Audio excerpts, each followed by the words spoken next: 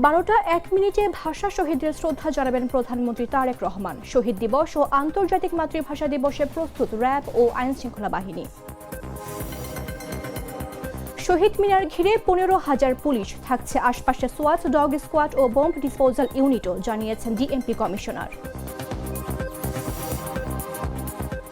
রমজানের প্রথম শুক্রবারে বাড়ল মাছ মাংসের দাম। সোনালী মুরগি থেকে ইলিশ ক্রেতাদের খরচ বেড়ে উদ্বেগের সৃষ্টি। গাজা শান্তি উদ্যোগে পাকিস্তানের সমর্থনে যুক্তরাষ্ট্রকে ধন্যবাদ। ট্রাম্প নেতৃত্বাধীন বোর্ড অফ পিস বৈঠকে শাহবাজ শরীফ ও পাকিস্তানকে প্রশংসা। এবং লিপুর বিদায় নিশ্চিত, পরবর্তী প্রধান নির্বাচক নিয়ে বাশারের সিদ্ধান্তের অপেক্ষায় বিসিবি।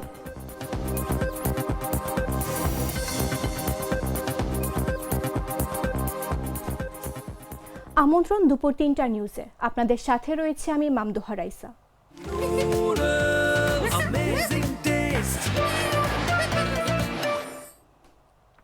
মহান শহীদ দিবস ও আন্তর্জাতিক মাতৃভাষা দিবস উপলক্ষে কেন্দ্রীয় শহীদ মিনারে পুষ্পস্তবক অর্পণ করবেন প্রধানমন্ত্রী তারেক রহমান। শুক্রবার দিনগত রাত 12টা 1 মিনিটে ভাষা শহীদদের ফুলেল শ্রদ্ধা জ্ঞাপন করবেন তিনি। এদিকে দিবসটিকে ঘিরে কয়েক স্তরে নিরাপত্তা নিশ্চিত করেছে আইন শৃঙ্খলা রক্ষাকারী বাহিনী।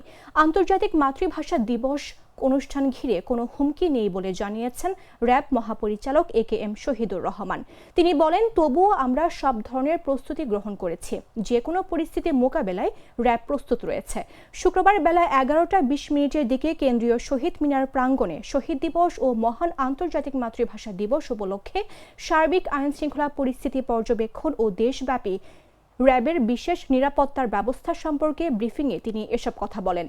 র্যাব মহাপরিচালক বলেন, শহীদ মিনার কেন্দ্রিক সব ধরনের ব্যবস্থাই রেখেছি। অন্যান্য আইন শৃঙ্খলা রক্ষাকারী বাহিনীর সঙ্গে সমন্বয় করে র্যাবের ফোর্স মোতায়েন করা হয়েছে। বক্তব্যের শুরুতে মহান শহীদ দিবসে ভাষা শহীদ যারা শহীদ হয়েছেন তাদের আত্মার মাগফিরাত কামনা করি এবং ভাষা আন্দোলনে অংশগ্রহণকারী যারা এই পর্যন্ত মৃত্যুবরণ করেছেন তাদেরও আত্মার মাগফিরাত কামনা করি এবং যারা জীবিত আছেন।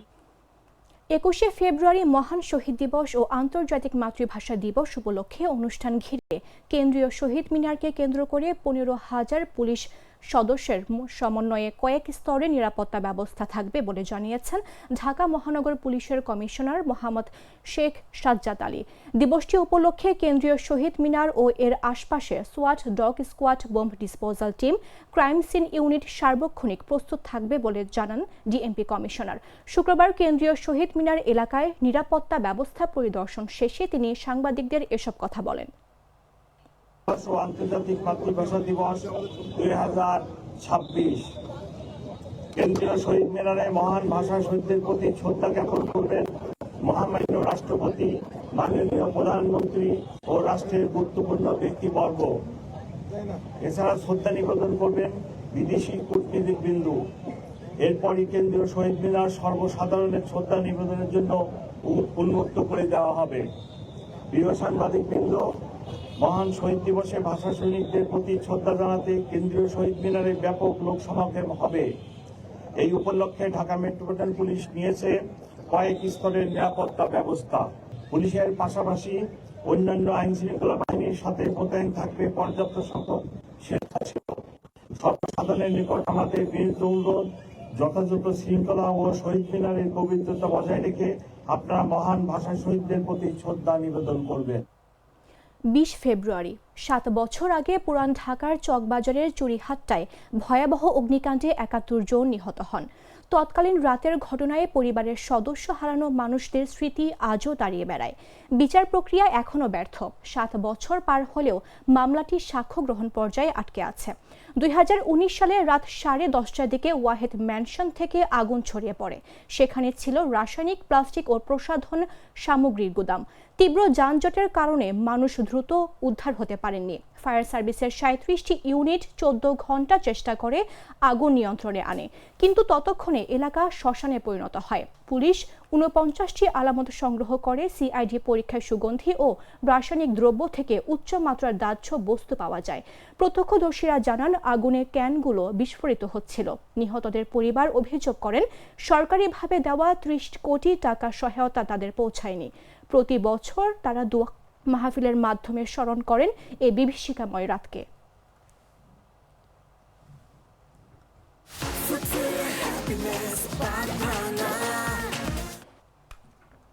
রমজানের প্রথম শুক্রবার, ছুটির দিন এবং ইফতারের বিশেষ চাহিদার কারণে রাজধানীর বিভিন্ন বাজারে মাছ ও মাংসের দাম বেড়েছে।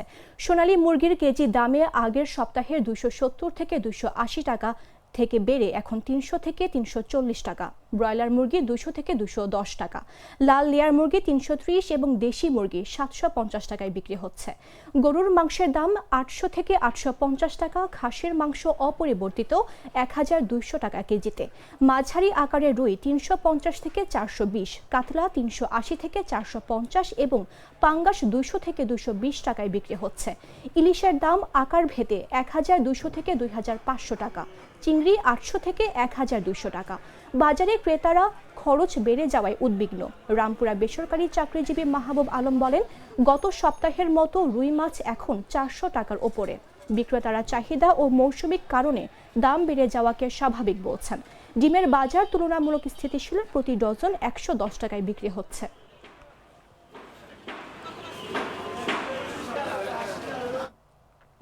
ভূমিমন্ত্রী মিজানুর রহমান মিনু বলেছেন, কোনো অনিয়ম বা দুর্নীতির প্রশ্নই আসে না। আমরা শহীদ রাষ্ট্রপতি জিয়াউর রহমানের আদর্শ অনুসরণ করি। সততা ও নীতির প্রশ্নে কোনো আপোষ নেই। শুক্রবার রাজশাহী সার্কিট হাউসের সাংবাদিকদের সঙ্গে আলাপকালে তিনি এসব কথা বলেন। পরে তিনি সার্কিট হাউসের সম্মেলন কক্ষে রাজশাহী বিভাগীয় ও জেলা প্রশাসনের সঙ্গে মতবিনিময় সভায় যোগ দেন। ভূমিমন্ত্রী বলেন, দীর্ঘ 46 বছর পর রাজশাহী সদর আসন থেকে মন্ত্রণালয়ের দায়িত্ব পাওয়াটা পুরো রাজশাহীবাসীর সম্মানের। এটি কোনো একক ব্যক্তির অর্জন নয়, বরং সবার ভালোবাসা ও সমর্থনের ফল। তিনি বলেন, প্রায় 20 বছর পর রাজশাহীর জন্য নতুনভাবে পরিকল্পনা গ্রহণের সুযোগ সৃষ্টি হয়েছে। এ সময় নিজের দায়িত্ব গ্রহণের পরপর বড় কোনো পরিকল্পনা ঘোষণা না করলেও শিগগির রাজশাহীর উন্নয়নের সুস্পষ্ট কর্ম পরিকল্পনা তুলে ধরেন তিনি।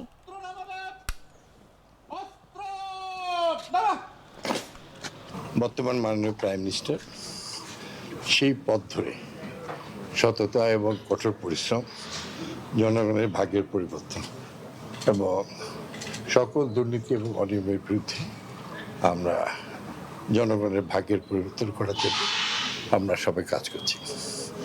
আমি তো কেবল দায়িত্ব নিয়েছি, তাই না? এখন আগেবারে কিছু হ্যাঁ, এই মতের সম্বন্ধে মিডিয়ায় দেখছি খুব অনিয়ম দুর্নীতি। And you know my big brother here, the former land minister mister Kabir Hossain, আমি কিছু তো শিখেছি। I know something. আমি বড় কিছু শেখার চেষ্টা করছি, তবে কোথাও অনিয়ম দুর্নীতির কোনো প্রশ্নই আসে না। আমরা শহীদ প্রেসিডেন্টকে দেখে চলি। তিনি যেমন সততার জন্য সারা বিশ্বে তিনি যেমন সুনামের অর্জন করেছেন, আমরা চেষ্টা করেছি সেই কথা। প্রাণ কফি ক্যান্টিন, কররা কফি, কঠিন স্বাদে, হাইকে বলো বাই। জানাবো আন্তর্জাতিক সংবাদ।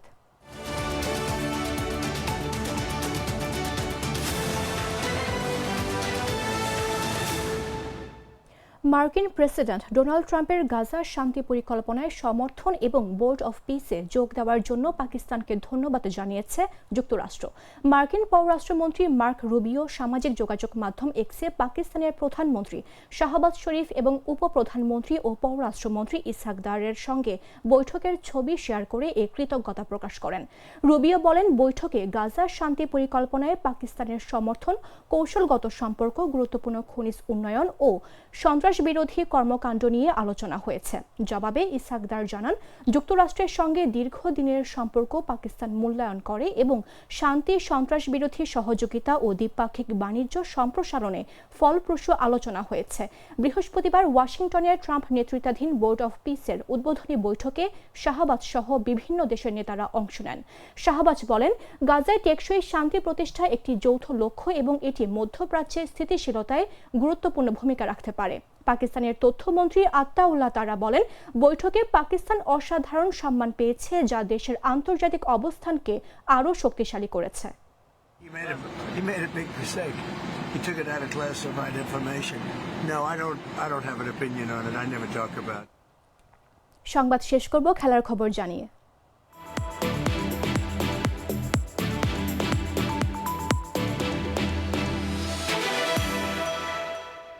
গাজী আশরাফ হোসেন লিপুর বিদায় নিশ্চিত হওয়ার পর বাংলাদেশ ক্রিকেটে দলের প্রধান নির্বাচকের পদটি এখন পরিবর্তনের অপেক্ষায়।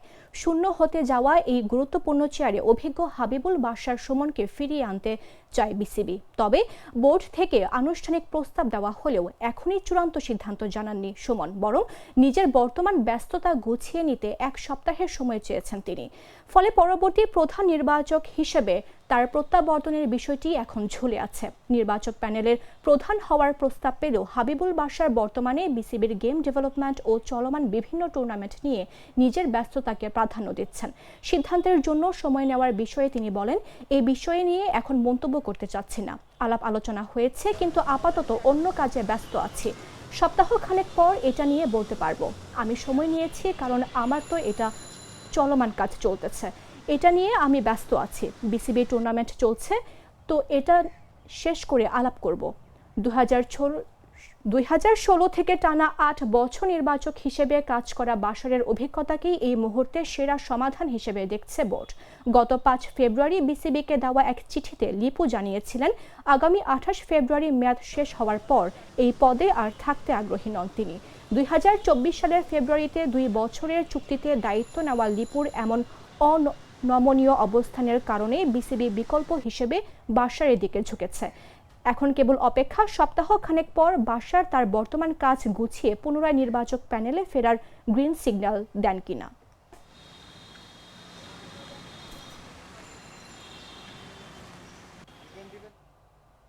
সংবাদ শেষ করার পূর্বে শিরোনামগুলো জানিয়ে দিচ্ছে আরো একবার।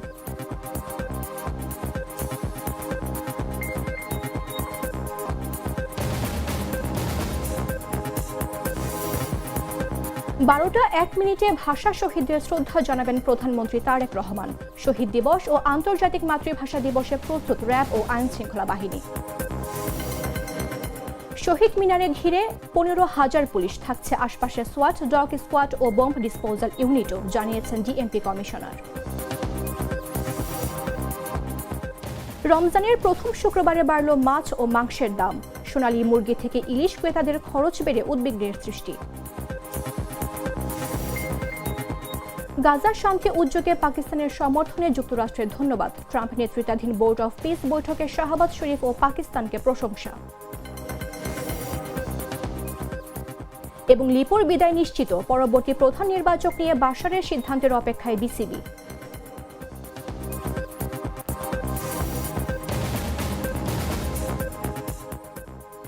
দর্শক, এই ছিল এখনকার মতো। প্রতি মুহূর্তে সর্বশেষ খবর জানতে ভিজিট করুন jagonews24.com। ফলো করুন আমাদের ভেরিফাইড ফেসবুক পেজ এবং সাবস্ক্রাইব করুন জাগো নিউজের ইউটিউব চ্যানেল। ধন্যবাদ সবাইকে।